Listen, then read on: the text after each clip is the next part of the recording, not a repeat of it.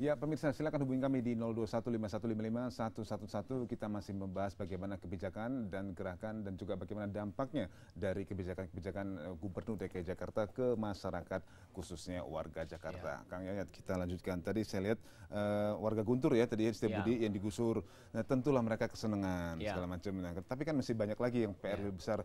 Peluit itu ada berapa? Ada sekitar 15.000 kepala keluarga peluit yang tinggal secara nggak sah di atas waduk peluit itu. Nah, dan itu didominasi suku Makassar nggak salah ya? Nah, itu mau pendekatan bagaimana seperti itu jadinya nanti? Ya, ini begini, karena Jakarta ini kan memang kedatangan pendatang dalam jumlah besar karena persoalan sejarah, ekonomi, pertumbuhan kota dan status sebagai ibu kota. Jadi semua orang punya harapan untuk mendapatkan tempat tinggal secara layak. Tapi ternyata mimpi itu kan tidak terjawab. Karena harga tanah di Jakarta sangat mahal, rumah sangat mahal, biaya hidup sangat tinggi, otomatis mereka mencari lahan-lahan marginal. Lahan-lahan yang mungkin selama ini menjadi aset negara atau aset Pemda, tidak terjaga, tidak terpelihara, maka dengan kemampuan ekonomi yang terbatas, mereka pasti mencari lahan atau rumah yang murah, kalau bisa gratis. Yang gratis itulah di Waduk Peluit atau di bantaran sungai. Harus diingat, kalau program normalisasi dilakukan di Jakarta ini, ada lebih dari 70.000 KK. Artinya 70.000 KK itu kalau dikali satu keluarga itu ada 5 orang, ada 350.000 orang.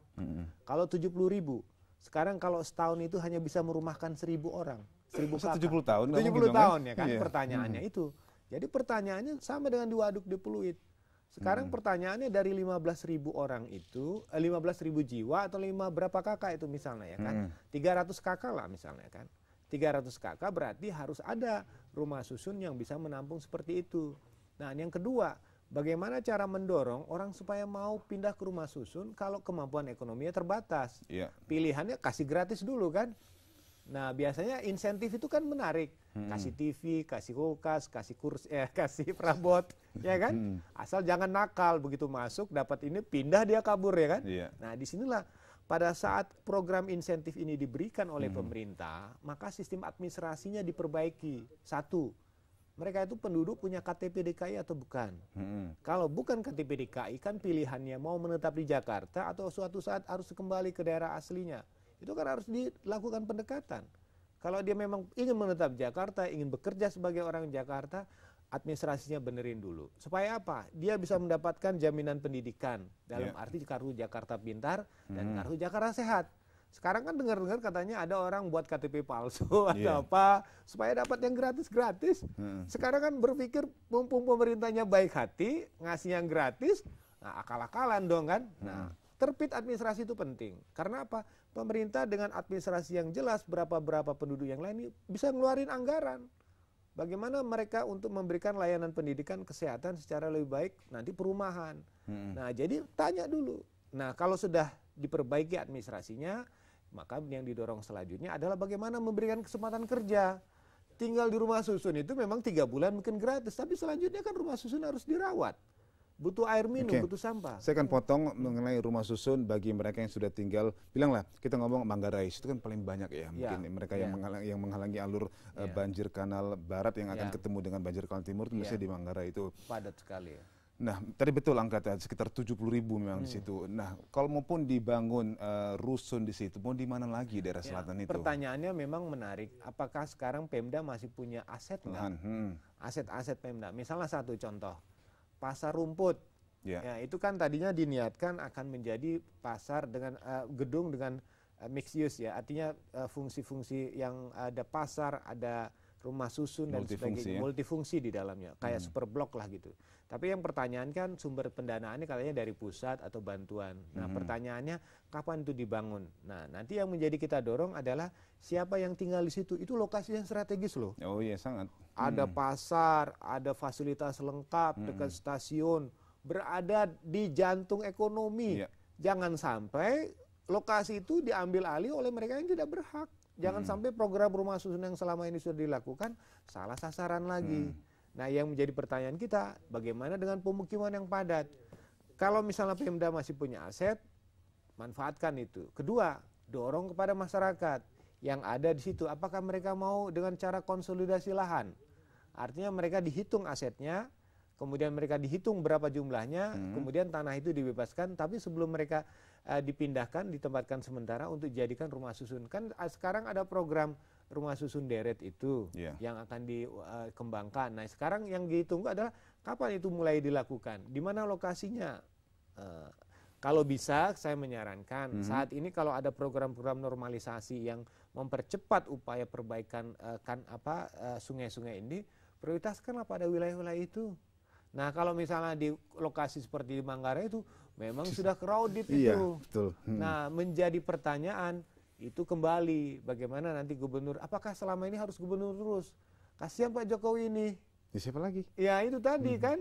Nah, artinya begitu banyak kantong-kantong kumuh, masa gubernur sendiri, wali kota, lurah, camat nanti yang dipilih kan dengan lelang itu kan. Mungkin kalau kita tentu positive thinking, sekarang mungkin adalah role model yang dijalankan oleh Pak Jokowi itu agar ditiru oleh bawahnya semua sampai ke RT kalau bisa betul-betul pendekatan-pendekatan, dan kalau bisa langsung ambil tindakan, langsung ambil tindakan.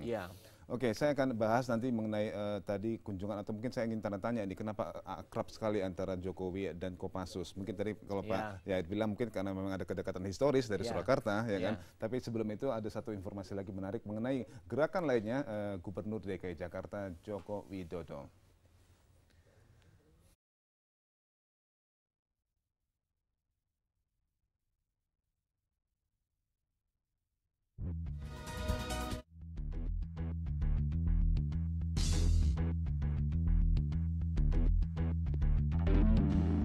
Gubernur DKI Jakarta Joko Widodo kembali mengunjungi sekolah dalam rangka menekan aksi tawuran yang kerap terjadi antar pelajar di Jakarta.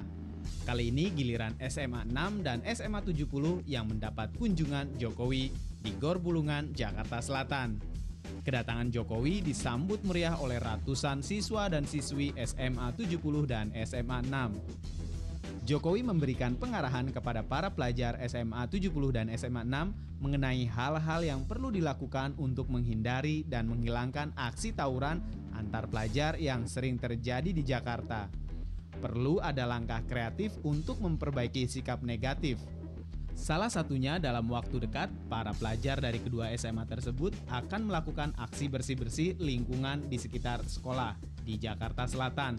Para pelajar juga akan mengecat tembok dari tulisan-tulisan yang dapat mengundang provokasi. Dalam acara tersebut, Jokowi meminta 6 orang siswa dari SMA 6 dan 70. Jokowi meminta mereka untuk saling gendong secara bergantian.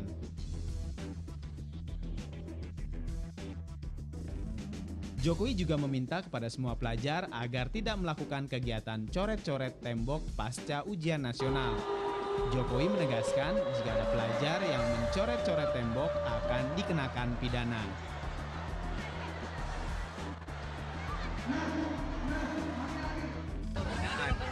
Ada komunikasi antara pemerintah provinsi dengan anak-anak agar apa kebijakan yang nanti kita putuskan itu sambung.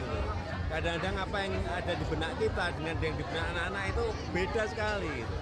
Oleh sebab itu pertemuan-pertemuan seperti ini penting agar sambung. Nanti kebijakan anak-anak pengennya ke utara, kita buat kebijakan ke selatan dia sambung.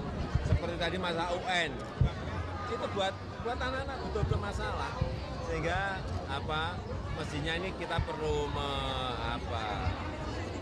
mengkaji kembali, mengevaluasi kembali, mengkoreksi kembali. Memang anak-anak kan di bawah kenyataan seperti itu. Untuk tawuran sendiri Pak, selain pertemuan ini ke depannya akan ya, kemudian yang kedua juga kita memang ingin mengajak anak-anak agar sehabis ujian nasional, pasca ujian nasional itu juga tidak lari kemana-mana.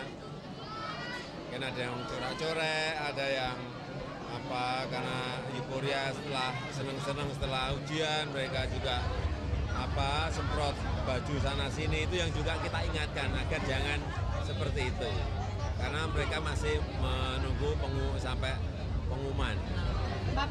Saya kira pendekatan lunak seperti itu diperlukan agar anak-anak kadang-kadang juga agak ngerti karena mereka tidak diberitahu. Kalau diberitahu saya kira nanti dilihat akan akan berbeda. Dan saya memang sudah meminta jauh dari sebelumnya agar waktu pengumuman itu dicari timingnya. Ade Chandra, Daniel, JAK TV.